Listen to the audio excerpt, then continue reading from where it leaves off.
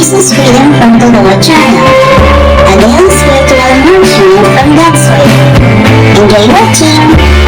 Marami pong pag-iisip ang buhay kung ano ang kahulugan nito.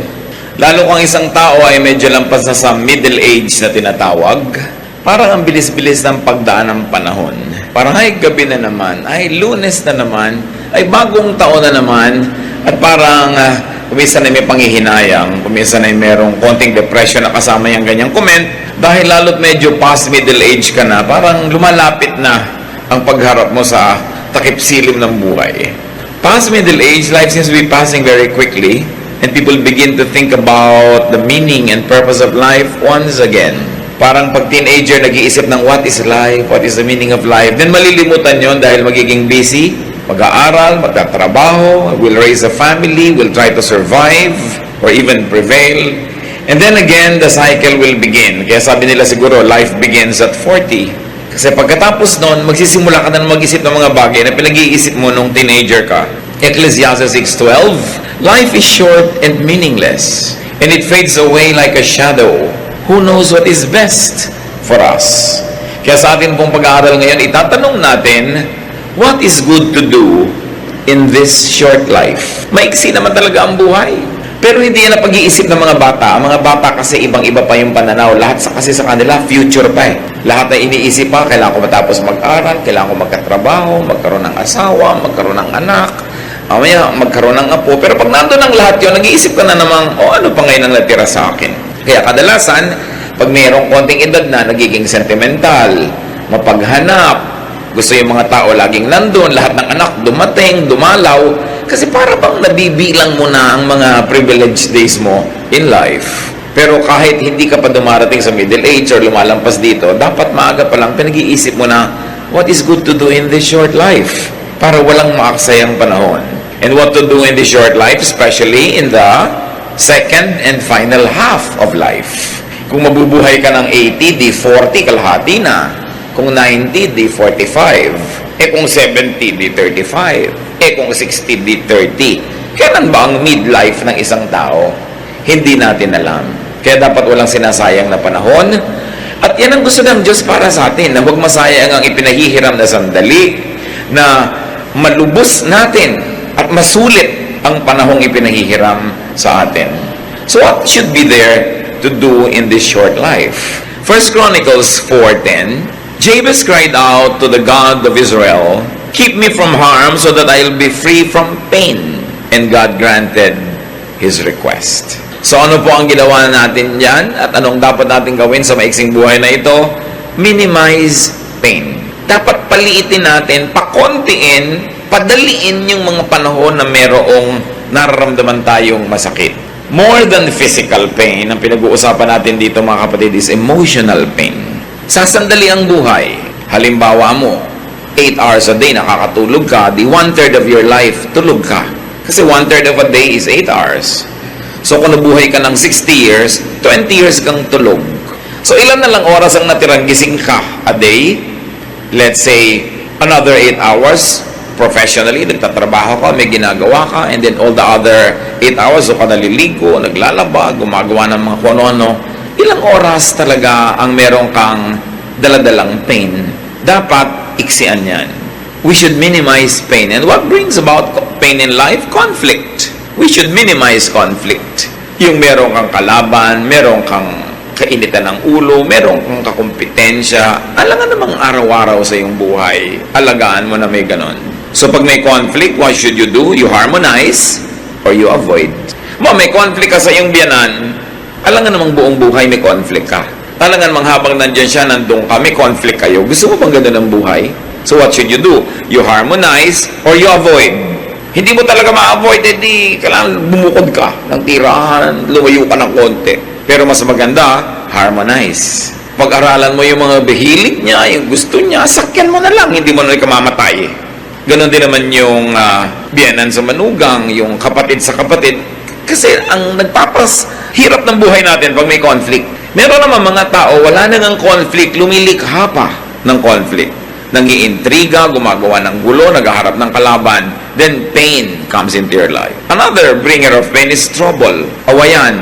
Siyempre, yung conflict, pag lumaki, trouble na. What should you do, therefore? In this short life, make peace. Yun ay tinuturo ng Panginoon make peace. Sandali ka lang mabubuhay, uubusin mo pa sa trouble, pwede ka namang gumawa ng paraan para maging peaceful ang iyong buhay. Sa peace naman, dalawa lang yan manalo ka o magpatalo ka para may peace. Lagi kayo nagko-conflict mag-asawa, hindi ka naman manalo, magpatalo ka.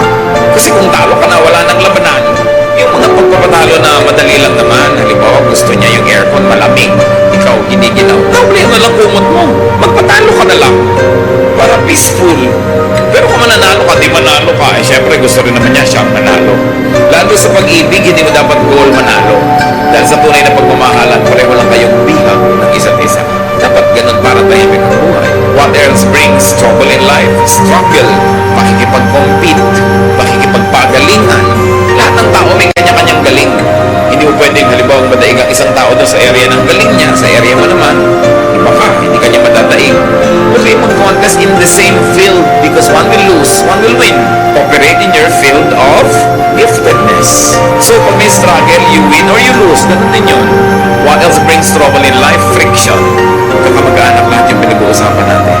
Laging may friction kayo ng hipag mo, may friction kayo ng employee, ng employer. Well, anong ginagawa pag may friction? You lubricate or you avoid the friction. Di ba yung mga makinang nagkikiskisan, nilalangisan para huwag magasgas at huwag masira. Ganun lang yun, yung mga kumisang langis na inilalagay mo para ang buhay nyo madulas, maluwag, madali. Mga kabaitan lang yun, thoughtfulness, pagpaparaya, pagbibigay, lumuluwag, dumudulas ang mga bagay na masakit at mahapdi. So, you lubricate.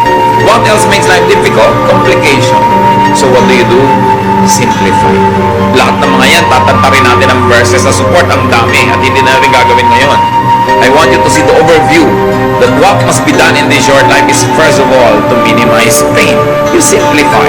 Halimbawa, ang dami mong load, ang dami mong bigat, ang dami mong dinadala, well, you fortify yourself or you unload. Ganun lang naman yun Sa weight training, well, magbubuhat ka ng mabigat, yun ang goal mo, palakasin mong muscle mo, mag-diet ka, mag-exercise ka, o kung hindi mo kaya o gusto, bawasan mo yung bubuhatin mo. Nahihirapan ka sa buhay dahil ang dami mong hinuhulugan, di bawasan mo, hinuhulugan mo, ihulog mo yung iba. Nahihirapan ka dahil ang dami mong role na pinapapala sa buhay, magbawas-bawas ka. Operate only in areas where you are gifted para mas madali. Kasi kung gifted ka doon, madali yung para sa'yo, kahit mahirap para sa iba. At ano karaming binubuhat nyo na hindi nyo naman dapat buhatin. Hindi naman din kailangan gawin. Kayo mag-isip niyan mga kapatid kasi marami tayong dala na hindi naman kailangan pinadala. Isa pa, pressure. Ang daming pressure sa buhay. Dalawa lang pwede mong gawin. You yield or you avoid the pressure. Magpa-press ka nga sa pressure o umiwas ka. Remove or avoid your cause of pain. Physical pain, isa yung problema. That's why we try to be healthy. We try to live a balanced life para mabawasan natin yung pain or ma-avoid.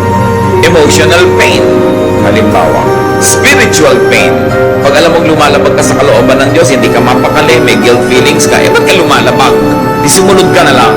Mahirap pong sumunod. Di ba nahihirapan ka rin naman sumuway? Pareho lang mahirap. Dito ka na sa pagsunod, wala ka pang guilt. Nagigilty ka pala, hindi ka mapakali. Pastor, binabagabag po ako ng konsyensya ko dahil meron po akong affair. Di tanggalin mo. Alam mo pala bumabagabag ka Simplify life para mabawasan yung pain. So you remove or avoid the cause of pain or desensitize yourself to pain. Bakit tayo may mga kalyo na tinatanggal nila pag nagpapafoods pa ka? Kaya ka may kalyo dahil laging gumagasgas yung sapatos, may conflict, di ba? Merong friction. Yung sinusuot mo sa paa at saka yung paa mo. So sa area na laging may kiskisan, may friction, yung paa mo gumagawa ng paraan para huwag masaktan. Naglalagay ng kalyo. Tapos tatanggalin mo pag nagpapafoods pa ka, di masakit ulit. Hayaan mo marami kang kalyo para di ka masaktan. Kita mo yung mga tao makakapalang paa, nakatapak na ng tamtax, di pa nalalaman. Ang kapal ng paa Kaya kailangan sa buhay mga kapatid, kung minsan kinakapal-kapalan mo. Medyo makapal-kapal ang mukha natin para hindi tayo laging nahihiya. Kinakapal-kapalan mo ang sikmura mo para marami kang pwedeng kainin na hindi nasisira yan. Physically, emotionally, and spiritually. Baka masyadong maramdamin. Palahingi ka naman, hindi mo naman maiwasan hindi humingi dahil wala ka naman talaga, hingi ka ng hingi. Kapalan mo na ng konti, hindi yung pag napagalitan ka, nagdaramdam ka pa, pero tinatanggap mo rin naman.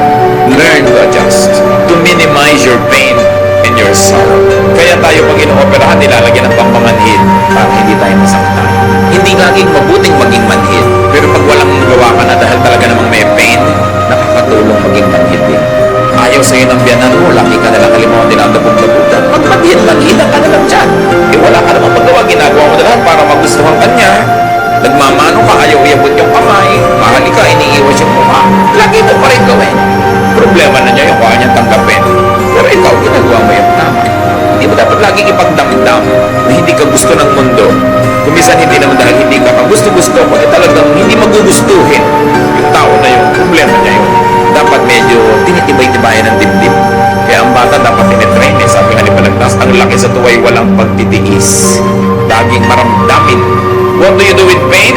Minimize pain. Ano mga pain niya sa buhay na dala-dala ngayon, mga kapatid? Siguro naman umaanda may imagination niyo habang nag-uusap tayo dito. Minimize them. Paliitin niyo. Huwag niyong malakihin. Kasi kung minsan iniisip mo pala yung problema, minamalaki mo na. Iniisip mo pala, imagination mo pala na hindi ka gusto, minamalaki mo na. Naman problema ka tuloy. So it's all in your mind. You've got to do something. Now, what to do in the short life? If you're going to minimize pain, meron ka naman dapat i-maximize pleasure and happiness. Yan naman ang palakihin mo. Paliitin mo yung mga masakit at palakihin mo yung masarap, yung nakakapagpasaya, yung nagbibigay sa'yo ng kasiyahan. Ecclesiastes 5:18 to 19. This is what I have observed to be good. It is appropriate for a person to eat, to drink, and to find satisfaction in their toilsome labor under the sun during the few days of life God has given them, for this is their lot. Moreover, when God gives someone wealth and possessions and the ability to enjoy them, to accept their lot and be happy in their toil, this is a gift of God. So yung may makakain ka, kainin mo ng buong saya. Meron kang masarap na inumin mo.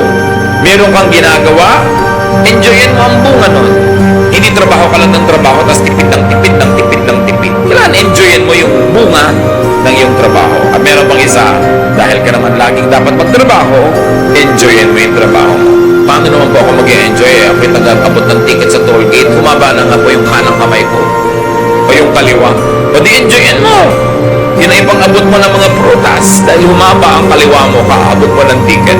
Sabi ko, mag-resign ka, huwag ka magtrabaho dyan. Hindi po pwede. Yung pala, hindi naman pwede. Di enjoyin mo. Marami kasing bagay, mga kapatid. Kung ayaw nyo, tanggalin nyo sa buhay nyo. Hindi nyo kayang tanggalin. Tapos reklamo kayo ng reklamo, pero nandun din ang dapat nyo gawin. Tanggapin nyo siya. Turuan nyo ang sarili nyo. Enjoyin nyo. Get what you like. But because you cannot always get what you like, what do? You learn to like what you get. Lalo sa pag-aasawa. Di ba? You get what you like, or you like what you get. Pero hindi pwedeng ayan-ayan, laging nandyan, tapos tinatanggihan pa rin ang kalooban mo, pero nandun din. Malilito ka lang, magkadalawang loob, maguguluhan.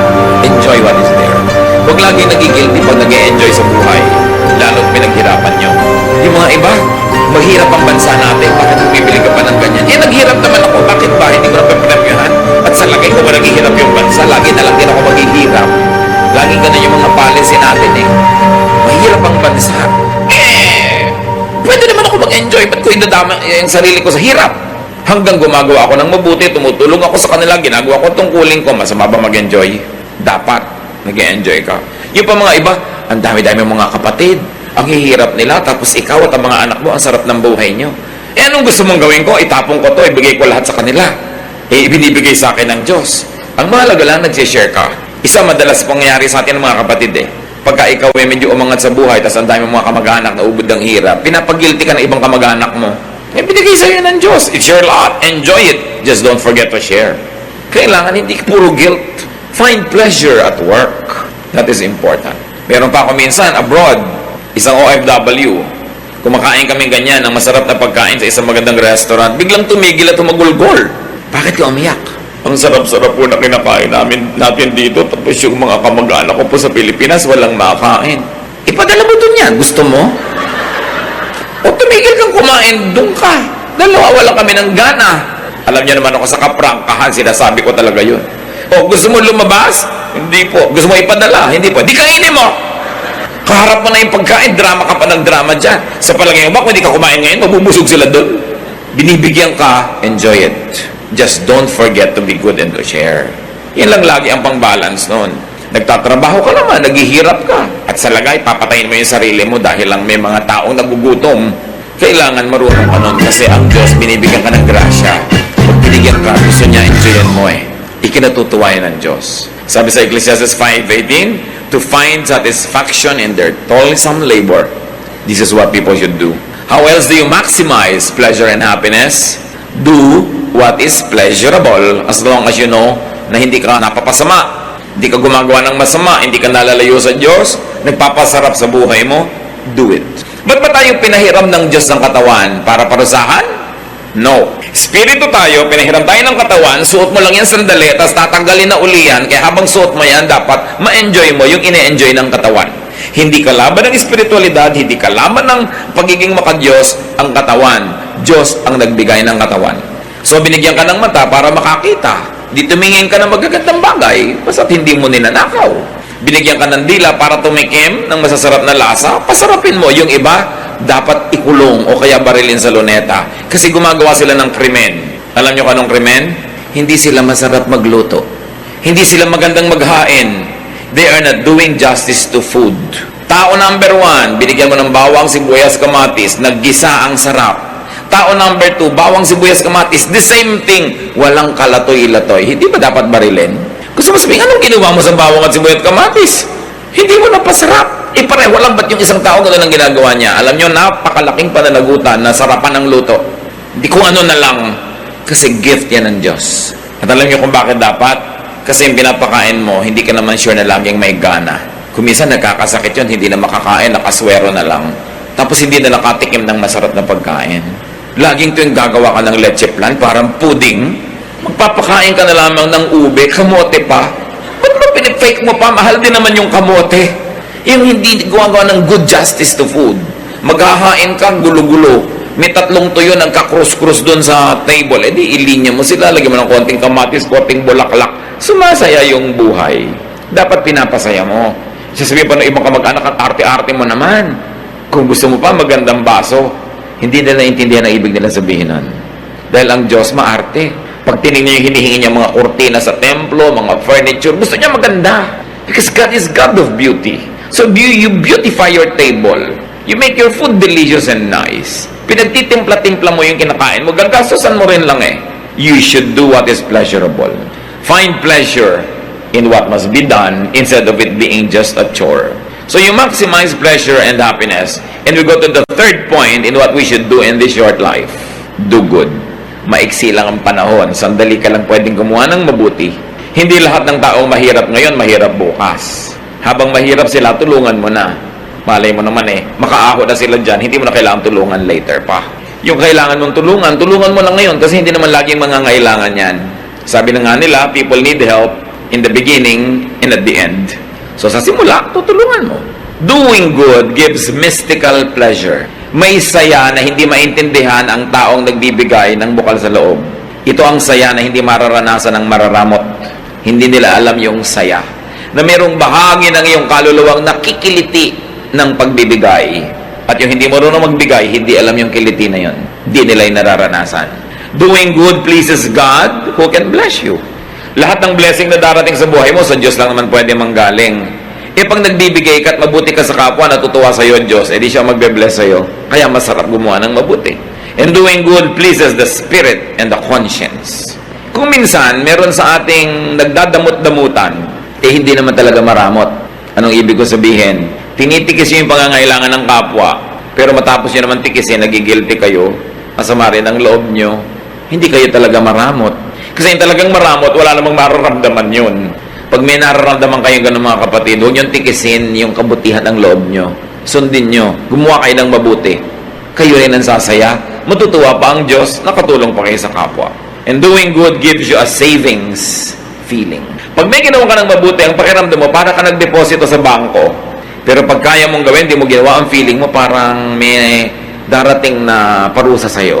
Bakit ka mabubuhay na may ganung feeling na negative? Pwede ka namang mabuhay na positive yung feeling na meron kang dineposit. At ang totoo nun, may dineposit ka talaga. Meron pang isang maganda. Dahil alam nating lahat tayo ay haharap sa Diyos, doing good makes facing God an anticipated pleasure. Pagtadtad ng kabutihan ng buhay mo, Hindi ka natatakot humarap sa Diyos. Excited ka pa nga dahil may awarding ceremony. Dahil alam nating marunong maggantimpala ang Diyos. Ngayon, pag hindi ka gumagawa ng dapat mong gawing mabuti, halos natatakot kang humarap sa Diyos. Kaya lalang nagiging doble ang takot sa kamatayan dahil may paghuhukom. Matthew 16:27, "The Son of Man will soon come in the glory of His Father and with His angels to reward all people for what they have done." Ang gantimpala ng Diyos ay para sa ating ginawa. So dapat gumagawa ka ng mabuti. Naglilingkod ka sa kapwa. Naglilingkod ka sa kaharian ng Diyos dahil alam mong walang sayang, may gantimpala. Sasandali ang oras natin para mag-ipon ng mga kayamanan sa langit. Huwag tayong magsasayang ng panahon. Dapat araw-araw, linggo-linggo, buwan-buwan, taon-taon, merong nadagdag tayong kayamanan doon sa langit. Revelation 20:12, "I also saw all the dead people standing in front of that throne. Every one of them was there, no matter who they had once been. Several books were opened, and then the book of life was opened. The dead were judged by what those books said they had done."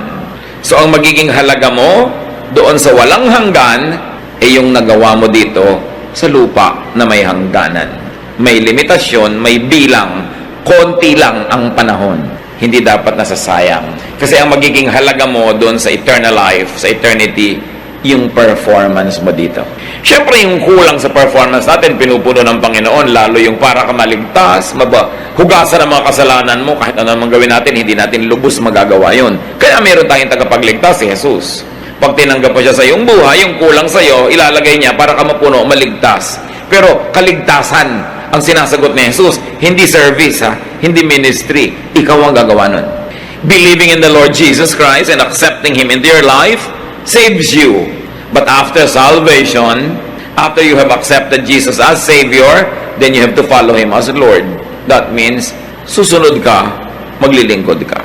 Bawat araw na ipinahihiram, binibigyan tayo ng pagkakataong mag-impok ng kayamanan sa langit.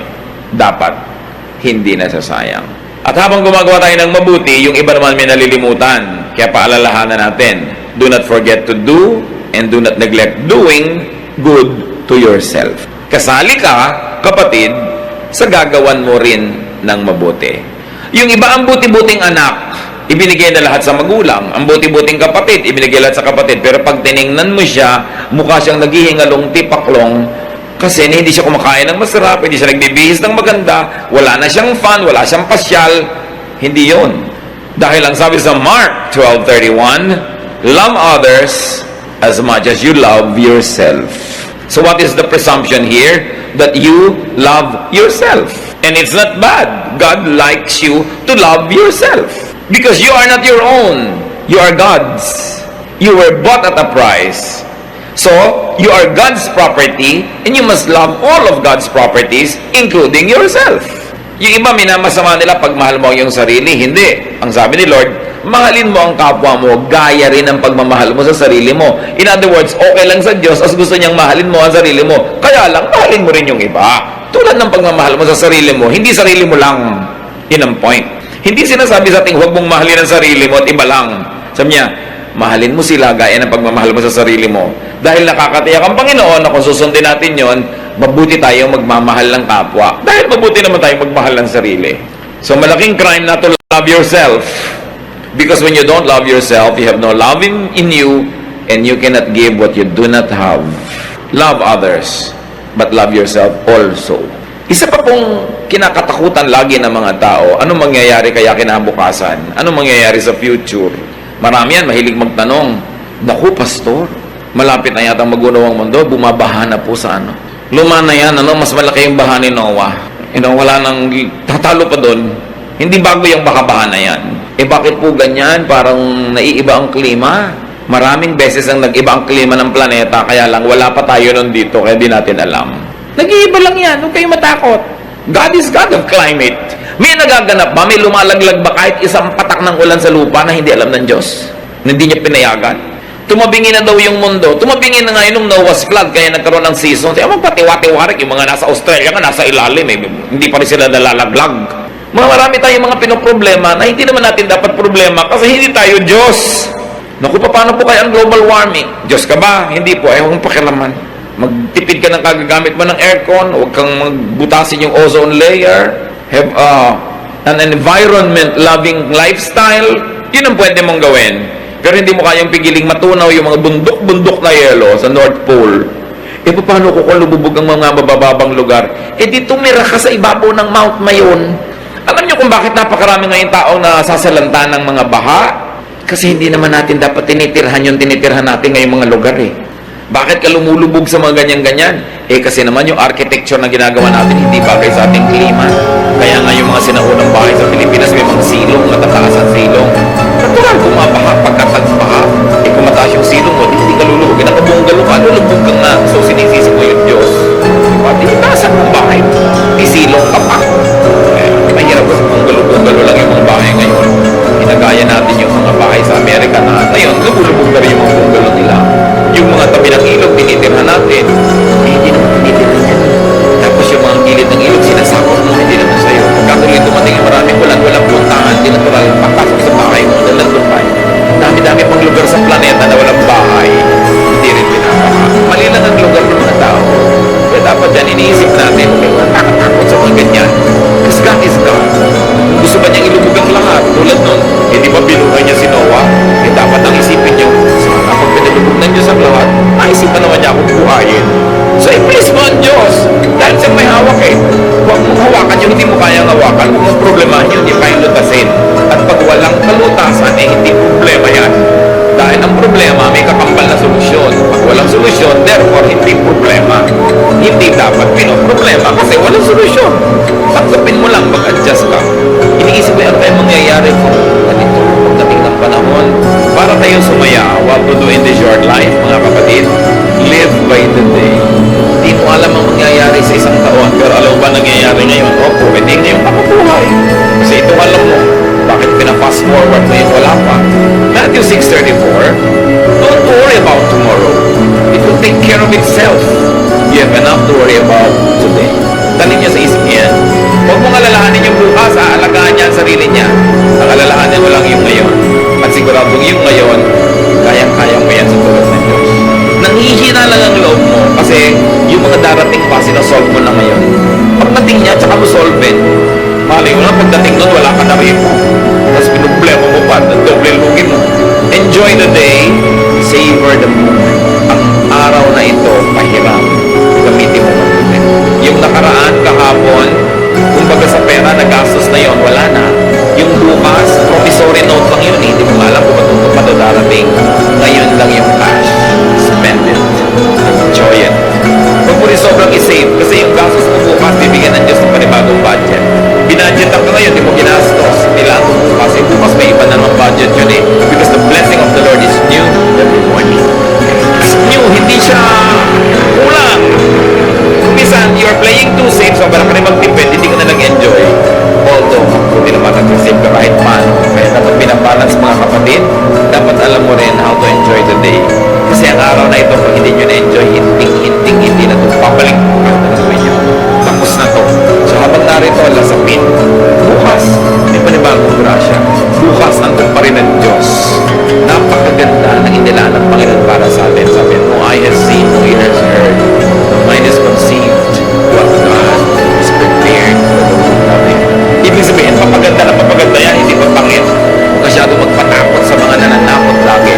Ang mahalaga, please God, trust God, enjoy the moment, do good. And another thing, brothers and sisters, don't always worry. Huwag kayong lagi nagmamadali. Pag lagi ka kasi nagmamadali, nakakalimutan mo na nasapit yung ganda ng ngayon. Okay, natapos mo nga lahat ng gagawin mo. Uubusan ka ba naman ang gagawin? Di ba? Hindi naman. Hindi na uubos. Pero ang nawala sa'yo, yung araw na yon, yung enjoyment na para sa araw na yon, forfeited na yun. Tapos na. Siyempre naman, kung may deadline ka, dapat magmadali. Pero huwag mong gagawin yung buong buhay mo ay isang buong pagmamadali. Kasi sandali lang ang panahon dito. Dapat marunong rin mag-tracing. How do you enjoy the day, brothers and sisters? Don't live on rewind or fast forward. Huwag kayong magpatali sa nakaraan. Tapos na yun eh. Huwag nyo ring laging isipin yung darating pa dahil wala pa yun. Itong moment na ito, pag inubos ko sa pag-iisip ng nakaraan, hindi ko na-enjoy yung moment na ito dahil nadoble yung oras na binigay ko sa nakaraan. Right? Ngayon, pag inisip ko yung darating pa, nadoble yung oras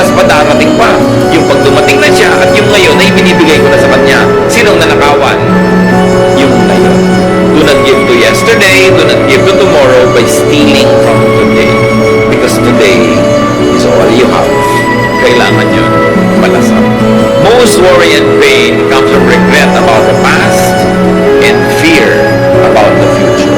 Both things will never help. Matthew 6:27, can any one of you, by worrying, add a single hour to your life? The obvious answer is no. Ang Panginoong Isus ang nagsasabi nito, sa palagay niyo ba naman, kahit anong gawin niyo pag-aalala, kaya niyo dugtungan isang oras sa buhay niyo? No, you cannot. Hindi niyo pwedeng dugtungan, pero pwede niyo paigsiin. Pwede niyo bawasan, mahaba man. Kung sa hinaba-haba-haba nun, wala ka namang lalasap na gusto malasap ng Diyos. Gusto ng Diyos malasap. Philippians 3:13, sabi ni Paul, kaya ako, I forget what is behind and I struggle for what is ahead.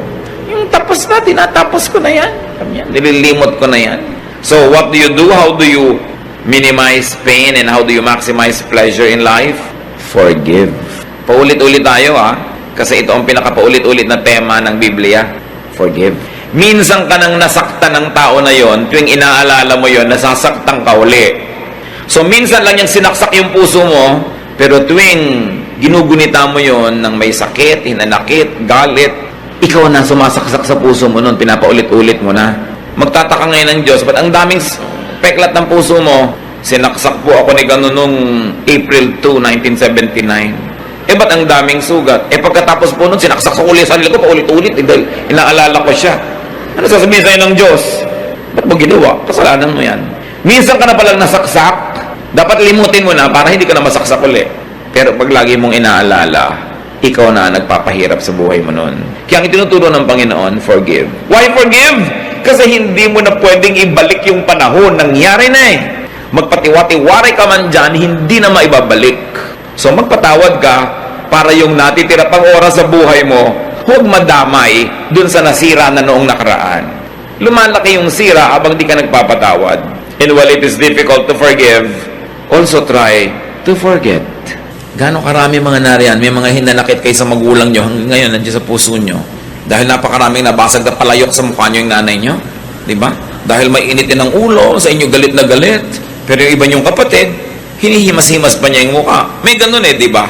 Okay, unkind sa yung magulang mo nun. Nung pa yun, tapos na. Habang inaalala mo ngayon, ikaw na yung unkind sa sarili mo. Dapat mo malaman ikaw na gumagawa niyan dahil hindi na nila uulit. Nasa ba yung magulang mo nun na hinahataw ka ng palayok? Patay na po. Ba't ang dami po rin pasa? Hinahataw-hataw ko po sarili ko Inaala-alala ko. Di, sino may kasalanan? Ikaw. Tandaan niyo mga kapatid ano man yung atraso sa inyo ng mundo, ng taong ito, hindi na yun matatanggal kasi tapos na. Ang pwede nyo nalang gawin, huwag nyo nang i-replay,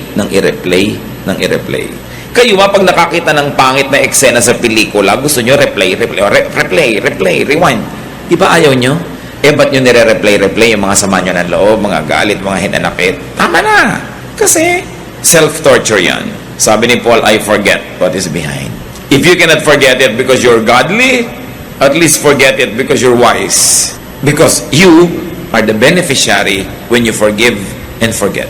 Lalo't namatay na, huhukayin nyo pa ba sa lupa, gaganti pa kayo? Wala na At kahit gumanti pa kayo, hindi na rin maibabalik yung natanggal sa inyo, yung nasaktan sa inyo. So, ang pinakamaganda na lang gawin dyan, ilimbaon nyo na, kalimutan nyo na, and travel on as best as you can. Marami pang natirang pagpapala ang Diyos. Ngayon, nabubulag tayo, hindi natin nakikita yung pagpapala kasi lagi nating nililingon yung dating mga pait at dusa at hirap ng buhay natin. Nadadaya tayo. This is the work of the enemy. The enemy deceives us into being tied down to the past and too scared about the future that you forget to enjoy today. Si Lord ang may sabi, live by the day. Let tomorrow worry about itself. Alam niya ang itinuturo niya sa atin. At panglima, that we should do in this short life, prepare to meet your God because you will. Ecclesiastes 12:7, pag namatay tayo, the dust returns to the ground it came from, and the spirit returns to God who gave it. Yan ang sure. Hindi tayo sure tungkol dyan sa mga mangyayari sa mga planeta, pero may isang sure, you will meet your God. So prepare for it. That's why you do good. Kung ano man yung good na yon, kayo mag-define sa buhay nyo. Kasi alam nyo rin what is bad. Do good. Make peace with God. Banggain nyo na lahat, wag lang Diyos. Suwayin nyo na lahat, wag lang Diyos. Kalimutan nyo na lahat, wag lang Diyos. Yan ang pinakamalaking pagkakamali na pwede natin magawa. Make peace with God. Because when you are at peace with God, all else will follow. At kahit awayin ka ng mundo, kakampi mo naman ng Diyos, nakasandal ka, hindi lang sa pader, sa Diyos. Huwag kayong gagawa mga kapatid nung alam nyo na alam nyo ayaw ng Diyos sa ginagawa nyo. Tapos gagawin nyo pa rin. Para lang sa cheap thrill, para sa konting saya, mas ang laki ng pagdurusa mo. Lugi ka dun. Make peace with God. Because when you're at peace with God, you're at peace with yourself. So pag may ginagawa tayo, araw-araw mga kapatid, maliit man o malaki, itanong nyo yung 5 nating mga issues about what to do in this short life. Itanong mo, will this minimize pain? Naiinis ako sa biyanan ko. Uubusan ko siya ng ulam. Titirahan ko ng mga kalansay ng isda. Ang isda pa naman dulong. Pero mahirap yatang hinainan nyo para itira mo na lang ang tinik. So itatanong mo, will this minimize my pain or will this increase it? May kalaban ako, lalo ko siyang sasaktan. Ang tanong, will this minimize the pain o lalo lang siya magagalit sa akin, gaganti, hindi na ito matatapos? Lagi nyo itanong yan, will this minimize my pain? Manonood ako ng malungkot na drama at pelikula, itatanong dyan, will this minimize my pain or will this increase it? Alam nyo na ang dapat gawin. Then you also ask, will this maximize pleasure? Magluluto ako, sasarapan ko pa ba to? Will this maximize pleasure? Then sarapan. Meron akong gagawin, will this maximize pleasure? Tamad akong mamalansya, pero lahat na lang na humaharap sa akin, halos itago ko yung sarili ko dahil para akong hinugot mula sa kung saang maliit na lungga. Platsahin mo na lang kasi it will maximize your pleasure in showing yourself to people. Yung itatanong mo, paano ko ba mapapadagdag yung sarap at ganda? Then, meron tayong ginagawa, you ask yourself, am I doing what is good? Tapos, nag-aalala ka na naman, may naalala kang kahapon, bukas you ask yourself, teka, am I living by the day? Ine-enjoy ko ba ang araw na ito o ginagawa ko ba yung mabuting at tungkulin ko sa araw na ito o nalilibang na naman ako at nadadaya ako at kung saan-saan nakakarating aking isip. At pag may ginagawa pa tayo mga kapatid, itong huli nyo itanong, will this prepare me to meet God? Lalo ko bang ikatutuwa nakaharap ako sa Diyos o iiwasan ko yung mga panahon na yun? What causes pain in your life? Konti lang pong pain sa buhay ang hindi natin pwedeng iwasan. Marami nga dyan, self-inflicted. Isipin natin lahat yun. Sabi sa Desiderata, strive to be happy. Pagsikapan mong sumaya. Pinagsisikapan yan, pinagtatrabahuhan yan, hindi yan nangyayaring natural lang. Sinasadya para ka sumaya. Mga naghahanap ng partner sa buhay, yung mga sa inyong qualified pa, yung may partner na manahimik kayo dyan, like what you get. Naghahanap kayo ng partner in life, nagtatanong-tanongan kayo, ano bang hahanapin kong mga qualities? Diba? Isang quality ang sasuggest ko sa inyo, piliin nyo yung nagpapasaya sa inyo. Kahit walang masyadong pera, masaya naman kayo. Nabubulag yung iba sa pera, pero kung hindi ka naman masaya, ayaw mo na ugali niya. Para siyang bato pagkatabi mo. Masaya ka ba nun? Pipili kayo na makakasama sa lakaran, sino ba yung masayang kasama? Magsasama ka nung killjoy, magsasama ka nung pintasera. Wala, masisira lang araw mo. Eto ngayon, isa rin tong factor sa pagpili. Mapapasaya ko ba siya? Baka iba hinahanap eh. Hindi ikaw yun. Hindi mo siya mapapasaya. Kahit napapasaya ka niya, pag hindi mo siya napasaya, mauubos din yung pagpapasaya niya sa'yo. Siyempre, alangan namang hindi maubos. Kasi palitan yan eh. So sa pagpili, bigyan nyo ng malaking halaga yung masaya ba kayo sa taong ito. Hindi yung, nag-aaral yan dentistry, sa dami ng bubunutin niyang ngipin, kikita tayo. Hindi yun. Kasi kahit naman siya mahirap ngayon, hindi mo alam kung yayaman din yan eh. Yung mayaman, hindi ka naman sure kung maghihirap yan. So, hindi yun ang pagbabasihan mo. Hindi rin yung itsura. Mala nyo, huwag naman mangyari, naabusan ng kumukulong mantika. Naging mukhang parang chicharong bulaklak yung dating mukhang orchid niyang kutis. Eh, kung yun lang yung kasiyahan mo, di nawala na. Pero yung ugali, madilim at maliwanag, yung ugali pareho yun. Kaya na po, sasaya ba ako sa ugali niya? At kung ngayon pa lang, meron kayong boyfriend, girlfriend, hindi naman kayo masaya sa ugali, at mukha namang walang senyales na magbabago ito, eh mag-isip-isip kayo. Alangan namang ubusin nyo ang isang buhay na ang kasama nyo, hindi kayo masaya. Iniisip yon. Sino ang magandang kasama? At maganda ba kayong kasama? Masaya ba kayong kasama? Alam nyo, 2 bagay ang mahalaga sa buhay. Tanggalin natin yung mga religious kung ano-anong baggage. 2. Dapat, masaya at dapat magaan. Pag masaya kayo, magaan ang loob nyo, kahit daganan kayo ng bundok-bundok na problema, you will survive. At yun, nasa ugali. Tiyakin din natin yung ugali natin, ini-improve natin na tayo yung magaan kasama at masayang kasama. It is a ministry. Sa palagay niyo, ang Panginoong Jesus, bakit ang mga makasalanan, yung mga kung sino ang hilig sa kanyang sumama? Kasi kahit hindi siya nagko-compromise, kahit yung tama, laging tama, mali, laging mali, pero magaan siya magdala. Hindi siya nakakasakal. Masarap siyang kasama. That's why he was a friend of sinners. Dapat gano'n din ang ating policy. Kano karami pang araw, oras, linggo natitira sa atin mga kapatid na ipapahiram ng Diyos? Kung may nasayang na tayong marami nun, tigilan na natin yon. Let's maximize our happiness. Let's maximize the happiness of people around us. Maging agent of peace and happiness tayo. And let's minimize our sorrows. Kama namin, turuan mo kami maging marunong. Ma-identify namin yung nagpapalungkot na pwede namin alisin, nagpapahirap na pwedeng bawasan o buong-buong bunutin sa buhay namin. Malaman namin kung ano yung mga nagpapasaya, nagpapagaan, yun ang aming paramihin pa. Turuan mo kaming laging gumawa ng mabuti, makipagkasundo sa iyo at maging handa sa pagharap namin sa inyo. Magbulay-bulay tayo mga kapatid sa ilang saglit ng katahimikan. Ang gusto ng Panginoon sa atin isang buhay na maginhawa, masaya at tahimik. Let's ask the Lord to reveal to us our self-invented, self-manufactured, and self-inflicted pain. Lord, reveal yourself to us as we spend some time in silence. Speak to us.